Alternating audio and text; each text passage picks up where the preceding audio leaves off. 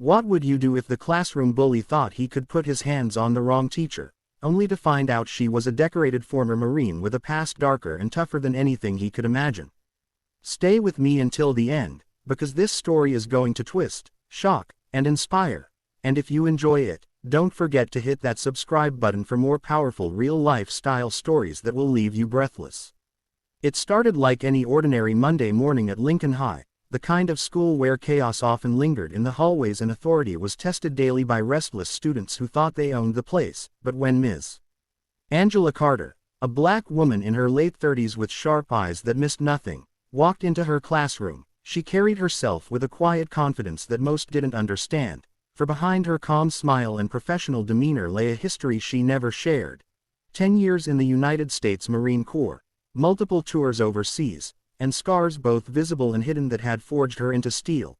Though her students saw only a teacher trying to instill knowledge in a room buzzing with teenagers who didn't always want to learn, especially Marcus Tank Dawson, a 17-year-old senior already notorious for his size, his temper, and his habit of bullying anyone who crossed him. From smaller students to even substitute teachers, a boy raised in a tough neighborhood where aggression was respected and vulnerability was weakness, and he carried that code with him like a shield. But what he didn't know was that today, his decision to test Ms.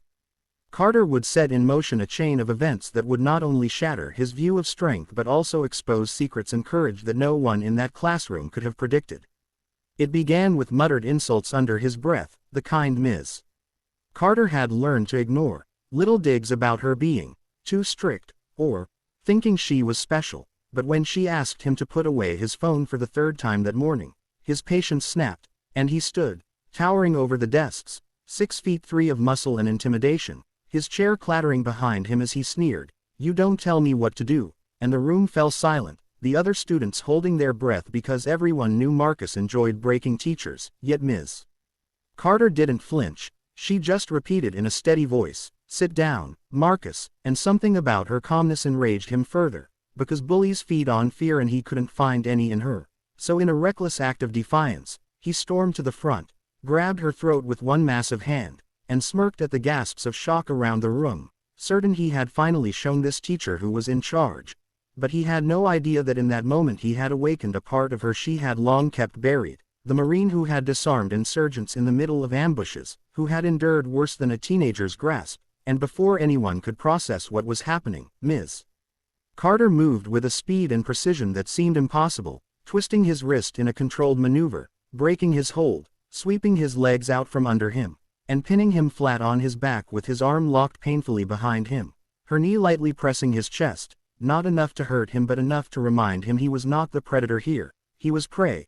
And the class erupted in stunned whispers, phones secretly recording as the school's biggest bully squirmed helplessly under the calm authority of the teacher he had underestimated.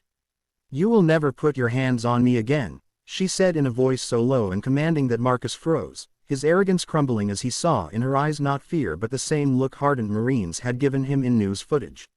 Eyes that had seen war, and for the first time in years he felt small, not because of his size but because he realized strength wasn't about brute force. It was about control, discipline, and power that didn't need to shout to be heard. She released him, stood tall, and ordered him back to his seat, and though humiliated, he obeyed, rubbing his wrist, his mind spinning, because he had never been checked like that before. But what neither of them knew was that this incident was just the beginning of something bigger, because the video that one of the students had taken would spread through the school within minutes, then through social media by nightfall, and by the next morning Ms. Carter wasn't just a teacher who had handled a bully, she was a viral sensation, headlines screaming, "Marine teacher takes down student," and debates exploding online about discipline, respect, and what really happens inside classrooms. And while administrators worried about lawsuits and reputation, Ms. Carter faced a different storm. Marcus, humiliated and furious, wasn't done, and he began plotting ways to regain his power. But the twist was, beneath his anger, a spark of something new had been lit, an unwilling respect that made him question his path. Over the following weeks, tension simmered, with Marcus trying to provoke her with glares and muttered threats, but every time she met him with unshaken calm, never rising to his bait, and slowly his classmates began to see him differently, not as untouchable but as vulnerable, because how tough could he really be if one teacher could dismantle him without breaking a sweat? The shift in power dynamics made Marcus lash out in other ways. Fights in the hall, graffiti on the walls, but each time, Ms. Carter saw through the bravado, recognizing the pattern of a young man desperate for guidance but trapped in his own pride, because she had seen soldiers like him, men who masked pain with aggression, and one afternoon after class, when he lingered instead of storming out, she finally spoke to him not as a teacher to a student but as one warrior to another, sharing pieces of her past. The terror of ambushes, the loss of comrades, the discipline that kept her alive, and for the first time, Marcus listened, not out of fear but out of curiosity, realizing that the strength he had worshipped his whole life was nothing compared to hers, and that maybe he had been fighting the wrong battles. But just as their fragile understanding began to grow, another twist hit. Marcus's older brother, a gang member known for violence, heard about the incident and decided no one, not even a teacher, could humiliate his family, and one night Ms. Carter found herself confronted outside the school by men who thought they could intimidate her, but they, too, underestimated the Marine in her. And while she avoided violence, her tactical awareness and unshaken resolve dismantled their threats without a single blow, leaving them speechless as she warned, "You think fear makes you strong, but it makes you slaves, try living with discipline instead." Word spread fast, and suddenly Marcus found himself torn between the loyalty to his brother's world and the pull of Ms.